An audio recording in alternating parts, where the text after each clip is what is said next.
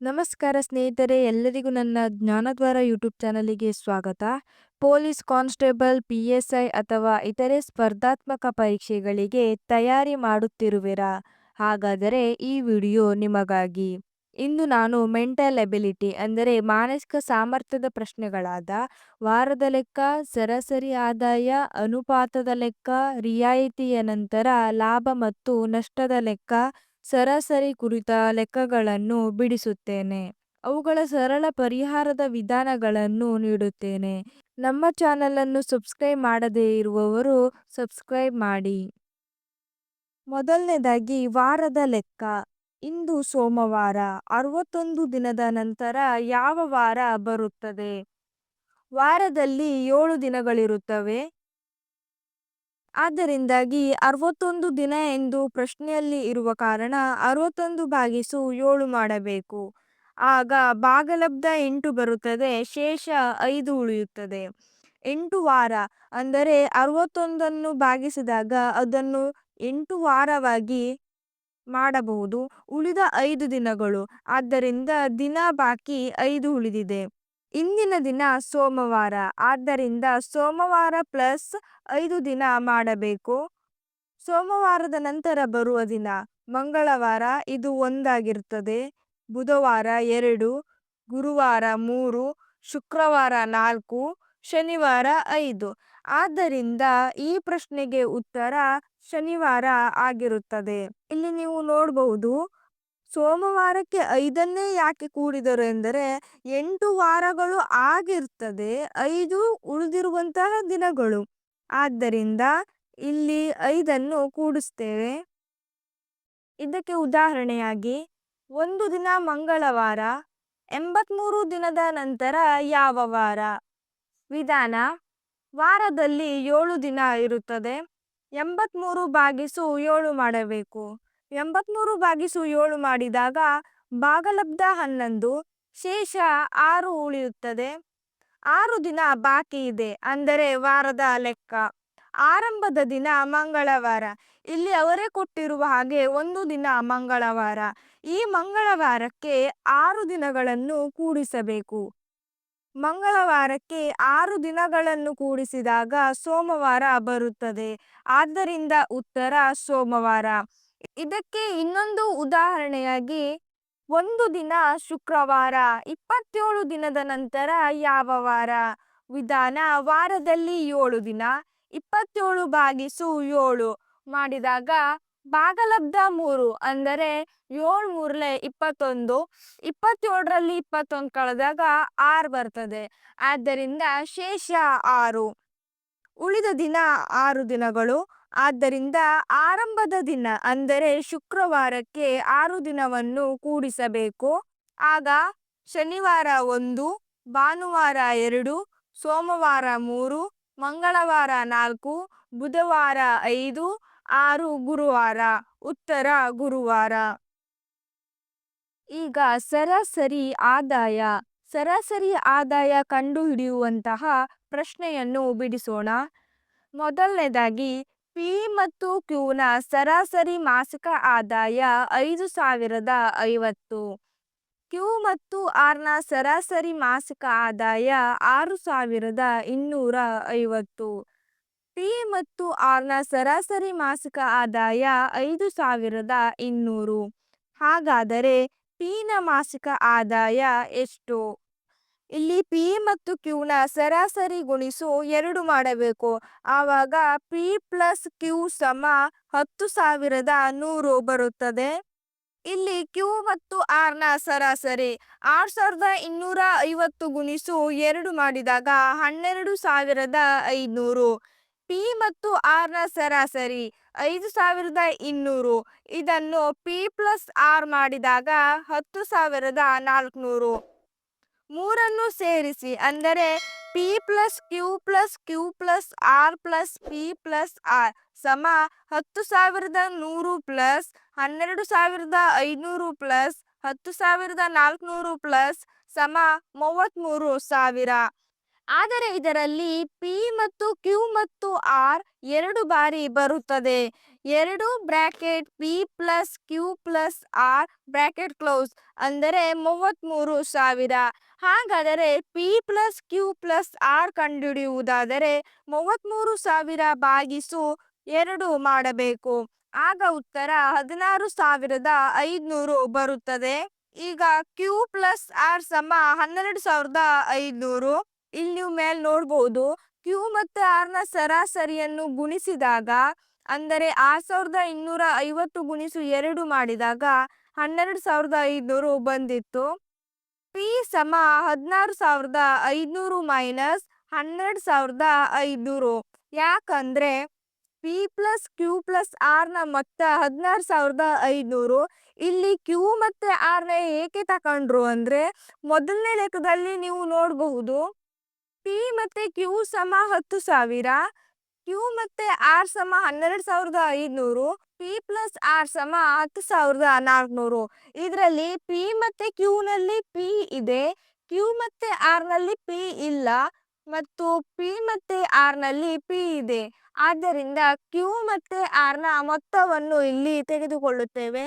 P ಸಮ 16,500 minus 12,500 ಮಾಡುತ್ತೇವೆ. ಇಲ್ಲಿ ಉತ್ತರ 4,000 ಬರುತ್ತದೆ. ಆದ್ದರಿಂದ ಸರಳವಾಗಿ ಹೇಳುವುದಾದರೆ ಪಿ ನ ಮಾಸಿಕ ಆದಾಯ 4,000. ಇದಕ್ಕೆ ಉದಾಹರಣೆ ಲೆಕ್ಕವಾಗಿ ಎ ಮತ್ತು ಬಿ ನ ಸರಾಸರಿ ಆದಾಯ 6,200, ಬಿ ಮತ್ತು ಸಿ ನ ಆದಾಯ 5,800, ಎ ಮತ್ತು ಸಿ ನ ಆದಾಯ 6,400. ಎ ನ ಮಾಸಿಕ ಆದಾಯ ಎಷ್ಟು? ಹಿಂದಿನ ಲೆಕ್ಕದಲ್ಲಿ ಮಾಡಿದ ಹಾಗೆ ಎ ಮತ್ತು ಬಿ ಸರಾಸರಿಯನ್ನು ಗುಣಿಸು 2 ಮಾಡಬೇಕು. 6,200 ಗುಣಿಸು 2 ಮಾಡಿದಾಗ 12,400 ಬರುತ್ತದೆ. ಬಿ ಮತ್ತು ಸಿ ನ ಸರಾಸರಿ 5,800. ಬಿ ಪ್ಲಸ್ ಸಿ ಮಾಡಿದಾಗ ಅಂದರೆ ಬಿ ಮತ್ತು ಸಿ ನ ಸರಾಸರಿ ಗುಣಿಸು 2 ಮಾಡಿದಾಗ 11,600. ಎ ಮತ್ತು ಸಿ ನ ಸರಾಸರಿ 6,400 ಗುಣಿಸು 2 ಮಾಡಿದಾಗ ಅಂದರೆ ಎ ಪ್ಲಸ್ ಸಿ ಸಮ 12,800. ಮೂರನ್ನು ಸೇರಿಸಿ ಅಂದರೆ A plus B plus B plus C plus A plus C ಇವಿಷ್ಟನ್ನು ಕೂಡಿಸಿದಾಗ ಅಂದರೆ 12,400, 11,600 ಮತ್ತು 12,800 ಕೂಡಿಸಿದಾಗ 36,800 ಬರುತ್ತದೆ. ಇದರ ಅರ್ಥ 2 bracket A plus B plus C bracket close ಅಂದರೆ 36,800. A plus B plus C ಅನ್ನು ಕಂಡುಹಿಡಿಯುವುದಾದರೆ 36,800 ಭಾಗಿಸು 2 ಮಾಡಬೇಕು.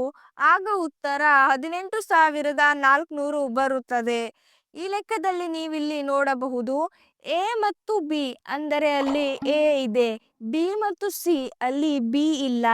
ಆದ್ದರಿಂದ ಬಿ ಪ್ಲಸ್ ಸಿ ನ ಮೊತ್ತವನ್ನು ಇಲ್ಲಿ ತೆಗೆದುಕೊಳ್ಳಬೇಕು. ಎ ಸಮ 18,400 ಅಂದರೆ ಇಲ್ಲಿ ಎ ಮತ್ತು ಬಿ ಮತ್ತು ಸಿ ನ ಮೊತ್ತ ಮೈನಸ್ 11,600 ಬಿ ಮತ್ತು ಸಿ ನ ಮೊತ್ತ ಮೈನಸ್ ಮಾಡಿದಾಗ 6,800. ಇದು ಸರಳ ಉತ್ತರ. ಎ ನ ಮಾಸಿಕ ಆದಾಯ 6,800.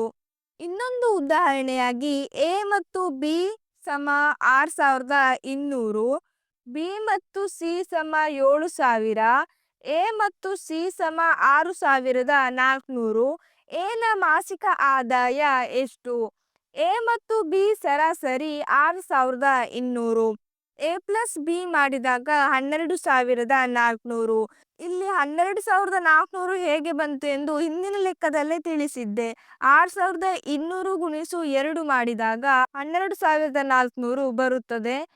ಬಿ ಮತ್ತು ಸಿ ಸರಾಸರಿ 7,000, ಬಿ ಪ್ಲಸ್ ಸಿ ಸಮ 14,000, ಎ ಮತ್ತು ಸಿ ನ ಸರಾಸರಿ 6,400, ಎ ಪ್ಲಸ್ ಸಿ ಸಮ 12,800.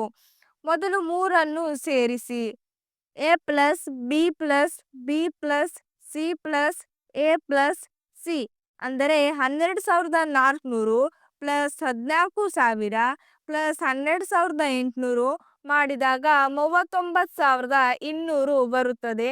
ಇದು 2 bracket A plus B plus C ಅಂದರೆ 2a 2b 2cನ ಒಟ್ಟು ಮೊತ್ತ 39,200.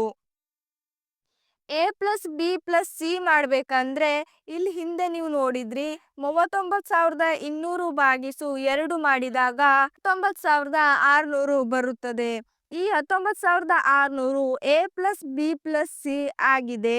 ಈಗ ಬಿ ಪ್ಲಸ್ ಸಿ ಸಮ 14,000. ಇಲ್ಲಿ ಬಿ ಪ್ಲಸ್ ಸಿ ಏಕೆ ತೆಗೆದುಕೊಂಡಿದ್ದೇವೆ ಎಂದು ಹಿಂದಿನ ಲೆಕ್ಕದಲ್ಲೂ ತಿಳಿಸಿದ್ದೆ, ಈಗೂ ತಿಳಿಸುತ್ತೇನೆ ಕೇಳಿ. ಇಲ್ಲಿ ನೀವು ನೋಡಬಹುದು ಎ ಮತ್ತು ಬಿ ಇದರಲ್ಲಿ ಎ ಇದೆ, ಬಿ ಮತ್ತು ಸಿ ಯಲ್ಲಿ ಎ ಇಲ್ಲ, ಎ ಮತ್ತು ಸಿ ಯಲ್ಲಿ ಎ ಇದೆ. ನಾವು ಇಲ್ಲಿ ಎ ನ ಮಾಸಿಕ ಆದಾಯ ಕಂಡುಹಿಡಿಯುವ ಕಾರಣ ಇಲ್ಲಿ ಎ ಇರುವಂತಹ ಮೊತ್ತವನ್ನು ತೆಗೆದುಕೊಳ್ಳಲು ಸಾಧ್ಯವಿಲ್ಲ. ಆದ್ದರಿಂದ ಬಿ ಮತ್ತು ಸಿ ನ ಸರಾಸರಿ ಮೊತ್ತವನ್ನು ಅಂದರೆ ಬಿ ಪ್ಲಸ್ ಸಿ ನ ಮೊತ್ತ 14,000 ಇದನ್ನು ಇಲ್ಲಿ ತೆಗೆದುಕೊಂಡಿದ್ದೇವೆ. ಎ ಸಮ 19,600 ಮೈನಸ್ 14,000 ಸಮ 5,600. ಸರಳ ಉತ್ತರ ಎ ನ ಮಾಸಿಕ ಆದಾಯ 5,600. ಮೂರನೇದಾಗಿ ಅನುಪಾತ ಲೆಕ್ಕ. ಇಲ್ಲಿ ನೀವು ನೋಡಬಹುದು ಒಂದು ನಗರದ ಪೊಲೀಸ್ ಮತ್ತು ನಾಗರಿಕ ಅನುಪಾತ 3:11 ಆಗಿದ್ದು 66 ಪೊಲೀಸರು ಇದ್ದರೆ ನಗರದಲ್ಲಿ ಎಷ್ಟು ನಾಗರಿಕರಿದ್ದಾರೆ? ಸರಳ ವಿಧಾನ. ಇಲ್ಲಿ ಪ್ರಶ್ನೆಯಲ್ಲೇ ನೀಡಿದ್ದಾರೆ 66 ಪೊಲೀಸರು ಸಮ 3 ಅನುಪಾತ. ಇಲ್ಲಿ ಪೊಲೀಸರು 3 ಅನುಪಾತದಲ್ಲಿ ಇದ್ದಾರೆ, ಅಂದರೆ 66 ಜನ ಇದ್ದಾರೆ. ಒಂದು ಅನುಪಾತ ಮೊದಲು ಕಂಡುಹಿಡಿಯಬೇಕು. 66 ಭಾಗಿಸು 3 ಮಾಡಿದಾಗ 1 ಅನುಪಾತ ಸಮ 22 ಸಿಗುತ್ತದೆ. ನಾಗರಿಕರ ಅನುಪಾತ ಇಲ್ಲಿ 11 ತಿಳಿಸಿದ್ದಾರೆ. ಆದ್ದರಿಂದ 11 ಗುಣಿಸು 22 ಮಾಡಿದಾಗ 242 ಬರುತ್ತದೆ. ಉತ್ತರ ನಾಗರಿಕರು 242. ಇದೇ ರೀತಿಯ ಇನ್ನೊಂದು ಪ್ರಶ್ನೆ, ಶಿಕ್ಷಕರು ಮತ್ತು ವಿದ್ಯಾರ್ಥಿಗಳ ಅನುಪಾತ 2:15. 16 ಶಿಕ್ಷಕರಿದ್ದರೆ ವಿದ್ಯಾರ್ಥಿಗಳು ಎಷ್ಟು? ಅಂದರೆ ಶಿಕ್ಷಕರ ಅನುಪಾತ 2 ಸಮ 16 ಶಿಕ್ಷಕರಿದ್ದಾರೆ. ಆದ್ದರಿಂದ 16 ಭಾಗಿಸು 2 ಮಾಡಿದಾಗ 8 ಬರುತ್ತದೆ. 1 ಅನುಪಾತ ಸಮ 8. ಈ ಪ್ರಶ್ನೆಯಲ್ಲಿ ತಿಳಿಸಿದ ಹಾಗೆ ವಿದ್ಯಾರ್ಥಿಗಳ ಅನುಪಾತ 15. 15 ಗುಣಿಸು 8 ಮಾಡಿದಾಗ 120 ಬರುತ್ತದೆ. ಇದು ಉತ್ತರವಾಗಿದೆ. ಒಟ್ಟು ವಿದ್ಯಾರ್ಥಿಗಳು 120 ಇದ್ದಾರೆ. ನಾಲ್ಕನೇದಾಗಿ ರಿಯಾಯಿತಿಯ ನಂತರ ಲಾಭ ಮತ್ತು ನಷ್ಟದ ಲೆಕ್ಕ.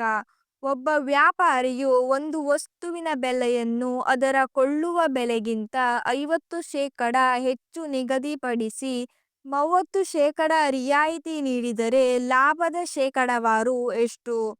ವಸ್ತುವಿನ ಖರೀದಿ ಬೆಲೆ 100 ಎಂದು ಎಣಿಸೋಣ. ವ್ಯಾಪಾರಿಯು 50% ಹೆಚ್ಚು ಬೆಲೆ ಇಡುತ್ತಾನೆ, ಅಂದರೆ 100ರ 50% 50. 100 ಪ್ಲಸ್ 50 ಮಾಡಿದಾಗ ಅಂದರೆ ಖರೀದಿ ಬೆಲೆ ಮತ್ತು ಹೆಚ್ಚು ಮಾಡಿದ ಬೆಲೆಯನ್ನು ಸೇರಿಸಿದಾಗ 150 ಆಗುತ್ತದೆ. ಇದರಲ್ಲಿ 30% ರಿಯಾಯಿತಿ ಕೊಡುತ್ತಾನೆ, ಅಂದರೆ 150ರ 30% ಅಂದರೆ 45. ಮಾರಾಟದ ಬೆಲೆ 150 ಅಂದರೆ 50% ಹೆಚ್ಚಿಸಿದ ಬೆಲೆ, 45 ಎಂದರೆ 30% ರಿಯಾಯಿತಿ ಕೊಡುವ ಬೆಲೆ. ಆದ್ದರಿಂದ 150 ಮೈನಸ್ 45 ಸಮ 105. ಅವನು ನಿಗದಿಸಿದ ಬೆಲೆ 105 ಆಗಿರುತ್ತದೆ. ಲಾಭ ಸಮ 105 ಮೈನಸ್ ಖರೀದಿ ಮಾಡಿದ ಬೆಲೆ 100 ಸಮ 5. ಶೇಕಡಾ ಲಾಭವನ್ನು ಕಂಡುಹಿಡಿಯುವಾಗ ಲಾಭ ಶೇಕಡಾ ಸಮ 5/100 ಗುಣಿಸು 100 ಸಮ 5. ಇಲ್ಲಿ 5 ಉಳಿದ ಸಂಖ್ಯೆ. 100 ರೂಪಾಯಿಯನ್ನು ಖರೀದಿ ಮಾಡಿರುತ್ತಾನೆ, ಗುಣಿಸು 100 ಮಾಡಿದಾಗ 5% ಬರುತ್ತದೆ. ಉತ್ತರ 5% ಲಾಭ ಅವನಿಗೆ ಆಗಿರುತ್ತದೆ. ನಂತರದ ಪ್ರಶ್ನೆ, ಒಬ್ಬ ವ್ಯಾಪಾರಿಯು ಒಂದು ವಸ್ತುವಿನ ಬೆಲೆಯನ್ನು ಅದರ ಕೊಳ್ಳುವ ಬೆಲೆಗಿಂತ 40% ಹೆಚ್ಚು ನಿಗದಿಪಡಿಸಿ 20% ರಿಯಾಯಿತಿ ನೀಡಿದರೆ ಲಾಭದ ಶೇಕಡಾವಾರು ಎಷ್ಟು? ಸಾಧಾರಣವಾಗಿ ನೋಡುವುದಾದರೆ ಕೊಳ್ಳುವ ಬೆಲೆ ಸಮ 100 ಎಂದು ಎಣಿಸೋಣ. 40% ಹೆಚ್ಚು ಬೆಲೆ ಇಟ್ಟರೆ 100ರ 40% ಎಂದರೆ 40 ರೂಪಾಯಿ ಸಮ 140. 20% ರಿಯಾಯಿತಿ ಕೊಡುತ್ತಾನೆ. 140ರ 20% ಎಂದರೆ 28 ರೂಪಾಯಿ. ಮಾರಾಟದ ಬೆಲೆ ಸಮ 140, ಅಂದರೆ ಇದು ಅವನು 40% ಹೆಚ್ಚು ಮಾಡಿ ನಿಗದಿಪಡಿಸಿದ ಬೆಲೆ ಮೈನಸ್ 28. 28 ಇದು ಶೇಕಡಾ ರಿಯಾಯಿತಿ ನೀಡಿ 28 ಆಗಿರುತ್ತದೆ. ಆದ್ದರಿಂದ 140 ಮೈನಸ್ 28 ಸಮ 112. ಇದು ಅವನು ನಿಗದಿಸಿದ ಮಾರಾಟದ ಬೆಲೆ ಆಗಿರುತ್ತದೆ. ಇದರಲ್ಲಿ ಅವನಿಗೆ ಎಷ್ಟು ಲಾಭ ಬಂದಿತು ಎಂದು ತಿಳಿದುಕೊಳ್ಳುವಾಗ ಲಾಭ ಸಮ 112 ಮೈನಸ್ 100 ಸಮ 12. ಲಾಭದ ಶೇಕಡಾವಾರು ಕಂಡುಹಿಡಿಯುವಾಗ 12 ಭಾಗಿಸು 100 ಗುಣಿಸು 100 ಮಾಡಿದಾಗ 12% ಬರುತ್ತದೆ. ಉತ್ತರ ಅವನಿಗೆ 12% ಲಾಭವಾಗಿರುತ್ತದೆ. ಕೊನೆಯದಾಗಿ ತಿಳಿದುಕೊಳ್ಳಬೇಕಾದ ವಿಷಯ ಸರಾಸರಿ ಕುರಿತ ಲೆಕ್ಕಗಳು. ಉದಾಹರಣೆ ಲೆಕ್ಕ: 30 ವಿದ್ಯಾರ್ಥಿಗಳ ಸರಾಸರಿ ವಯಸ್ಸು 14 ವರ್ಷ. ಶಿಕ್ಷಕರ ವಯಸ್ಸನ್ನು ಸೇರಿಸಿದಾಗ ಸರಾಸರಿಯು 15 ಆಗುತ್ತದೆ. ಹಾಗಾದರೆ ಶಿಕ್ಷಕರ ವಯಸ್ಸು ಎಷ್ಟು? ಇಲ್ಲಿ ನೋಡಬೇಕಾದ ವಿಷಯ, 30 ವಿದ್ಯಾರ್ಥಿಗಳ ಸರಾಸರಿ ವಯಸ್ಸು 14. ಒಟ್ಟು ವಿದ್ಯಾರ್ಥಿಗಳ ವಯಸ್ಸು 30 ವಿದ್ಯಾರ್ಥಿಗಳು ಮತ್ತು ವರ್ಷವನ್ನು ಗುಣಿಸಿದಾಗ 420 ವರ್ಷ ಆಗುತ್ತದೆ. ಶಿಕ್ಷಕರ ವಯಸ್ಸು ಸೇರಿಸಿದ ಮೇಲೆ ಒಟ್ಟು ಜನರು 30 ಪ್ಲಸ್ 1 31. ಒಟ್ಟು ಸಂಖ್ಯೆ 31 ಜನ ಆಗಿರುತ್ತಾರೆ. ಹೊಸ ಸರಾಸರಿ 15 ವರ್ಷ. ಒಟ್ಟು ವಯಸ್ಸು 31 ಗುಣಿಸು 15 ಮಾಡಿದಾಗ 465 ಬರುತ್ತದೆ. ಶಿಕ್ಷಕರ ವಯಸ್ಸು ಕಂಡುಹಿಡಿಯುವಾಗ ಮೊದಲು ಕಂಡುಹಿಡಿದ ವರ್ಷ, ಅಂದರೆ ಮೊದಲು ವಿದ್ಯಾರ್ಥಿಗಳು 30 ಇರುತ್ತಾರೆ, ಸರಾಸರಿ ವರ್ಷ 14 ಇರುತ್ತದೆ. ಇದನ್ನು ಗುಣಿಸಿದಾಗ 420 ಬಂದಿತ್ತು. ಈಗ 31, ಅಂದರೆ ಶಿಕ್ಷಕರನ್ನು ಸೇರಿಸಿ ಮತ್ತು ಅವರ ಸರಾಸರಿಯನ್ನು ಸೇರಿಸಿ ಗುಣಿಸಿದ ಮೊತ್ತವು 465 ಆಗಿದೆ. ಆದ್ದರಿಂದ 465ರಲ್ಲಿ 420 ಕಳೆದಾಗ 45 ಬರುತ್ತದೆ. ಆದ್ದರಿಂದ ಉತ್ತರ ಶಿಕ್ಷಕರ ವಯಸ್ಸು 45 ಆಗಿದೆ. ಇದೇ ರೀತಿಯ ಇನ್ನೊಂದು ಪ್ರಶ್ನೆಯನ್ನು ನೋಡೋಣ. 22 ವಿದ್ಯಾರ್ಥಿಗಳಿರುವ ಒಂದು ತರಗತಿಯಲ್ಲಿ ಸರಾಸರಿ ವಯಸ್ಸು 21 ವರ್ಷ ಆಗಿದ್ದು ಶಿಕ್ಷಕನ ವಯಸ್ಸು ಸೇರಿಸಿದರೆ ಸರಾಸರಿಯು 1 ವರ್ಷ ಹೆಚ್ಚಾಗುತ್ತದೆ. ಹಾಗಾದರೆ ಶಿಕ್ಷಕನ ವಯಸ್ಸು ಎಷ್ಟು? ವಿದ್ಯಾರ್ಥಿಗಳ ಸಂಖ್ಯೆ 22, ಅವರ ಸರಾಸರಿ ವಯಸ್ಸು 21 ವರ್ಷ. ಒಟ್ಟು ವಿದ್ಯಾರ್ಥಿಗಳ ವಯಸ್ಸು 22 ಗುಣಿಸು 21, ಅಂದರೆ ಇಲ್ಲಿ ವಿದ್ಯಾರ್ಥಿ ಗುಣಿಸು ಸರಾಸರಿ ವರ್ಷವನ್ನು ಮಾಡಬೇಕು. ಆಗ 462 ವರ್ಷ ಬರುತ್ತದೆ. ಶಿಕ್ಷಕನ ವಯಸ್ಸು ಸೇರಿಸಿದ ಮೇಲೆ ಒಟ್ಟು ಜನರು, ಅಂದರೆ 22 ವಿದ್ಯಾರ್ಥಿ ಪ್ಲಸ್ 1 ಶಿಕ್ಷಕ ಸಮ 23 ಜನರಾಗುತ್ತಾರೆ. ಹೊಸ ಸರಾಸರಿ, ಅಂದರೆ ವಿದ್ಯಾರ್ಥಿಗಳ ವಯಸ್ಸಿನ ಸರಾಸರಿ ಪ್ಲಸ್ ಶಿಕ್ಷಕನ ಸರಾಸರಿ ಸೇರಿದಾಗ 22 ವರ್ಷ ಆಗುತ್ತದೆ. ಒಟ್ಟು ವಯಸ್ಸು 23, ಇಲ್ಲಿ ಒಷ್ಟು ಜನರು ಗುಣಿಸು 22, ಇಲ್ಲಿ ಒಷ್ಟು ವರ್ಷದ ಸರಾಸರಿ ಸಮ 506 ವರ್ಷ. ಶಿಕ್ಷಕನ ವಯಸ್ಸು ಕಂಡುಹಿಡಿಯುವಾಗ 506 ಮೈನಸ್ 462, ಇದರ ಮೊತ್ತ 44 ಬರುತ್ತದೆ. ಆದ್ದರಿಂದ ಉತ್ತರ ಶಿಕ್ಷಕನ ವಯಸ್ಸು 44 ವರ್ಷ. ಇವಿಷ್ಟು ಇವತ್ತಿನ ಸಿಲೆಬಸ್ಗಳಾಗಿವೆ. ವಾರದ ಲೆಕ್ಕ, ಸರಾಸರಿ ಆದಾಯ ಅನುಪಾತದ ಲೆಕ್ಕ, ರಿಯಾಯಿತಿಯ ನಂತರ ಲಾಭ ಮತ್ತು ನಷ್ಟದ ಲೆಕ್ಕ, ಸರಾಸರಿ ಕುರಿತ ಲೆಕ್ಕ, ಇವುಗಳ ಸಂಪೂರ್ಣ ಅರ್ಥವಾಗುವ ರೀತಿ ಉದಾಹರಣೆಯನ್ನು ಕೊಟ್ಟು ವಿವರಿಸಿದ್ದೇನೆ. ಇದೇ ರೀತಿಯ ಯಾವ ವಿಷಯದ ಕುರಿತು ಲೆಕ್ಕಗಳು ಬೇಕೆಂದು ಕಮೆಂಟ್ ಬಾಕ್ಸ್ನಲ್ಲಿ ಕಮೆಂಟ್ ಮಾಡಿ. ಈ ವಿಡಿಯೋ ಇಷ್ಟವಾದಲ್ಲಿ ಲೈಕ್ ಮಾಡಿ ಮತ್ತು ತಪ್ಪದೇ ಸಬ್ಸ್ಕ್ರೈಬ್ ಮಾಡಿ.